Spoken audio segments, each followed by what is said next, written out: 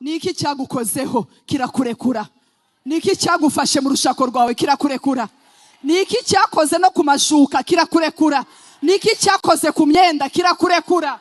Abantu bagukoreye amanama uzira ubusa aho washatse barakwanga bakakwangira ubusa. Abakobwa bangahe bakagombye kuba bonsa batonkeje kubera amagambo yatongerewe. Mu nyama n'amaraso hari ibintu utakemura, ariko uvutse mu bwami hari ibintu washobora. Igihanga kirasobanura iki? Ni ikintu kirimo amaraso. Hari umunsi abantu bafite amakado basabye, ariko harimo amaraso y'abandi bantu. Uyu munsi hari abantu babona amazu ariko babanje guhemukira abandi.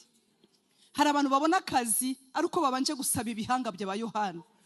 Ukabona ufite akazi keza ariko karimo amaraso. Mu mbabare mbabwiza ukuri, hari abantu mugiye kuzabona basara birukanga kuko bahemukiye abandi. Ugasanga umuntu ni ukuri iriya ni kado bamuhaye, ariko yari amaraso y'umuntu. Uzi kugira ngo uhemukire umuntu umushireho dosiye uzi ko atariyo kugira ngo umwanya afite uwutware. Muzi abantu basenye ingo z'abasaza babo kugira ngo bashiremo abakobwa bashaka. Muzi abantu bari bafite amasoko agiye gucamo ariko bagahemukirwa n'abandi bakabaca inyuma. Muzi abantu bariganyijwe ibintu baruhiye. Buriya iyo ufashe ikintu cyari kuba icyundi kandi nawe Imana igufitiye icyawe ukariganya, Bibiliya ivuga ngo ibyo urabikora nkabyihorera.